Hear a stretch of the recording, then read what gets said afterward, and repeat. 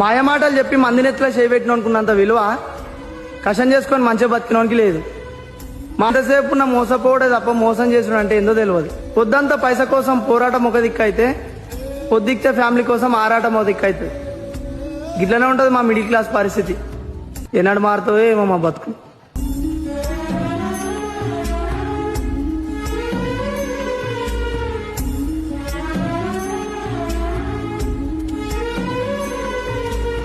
మాయమాటలు చెప్పి మందినెత్తులో చేయబెట్టిన అనుకున్నంత విలువ కషం చేసుకొని మంచిగా బతికినోనికి లేదు.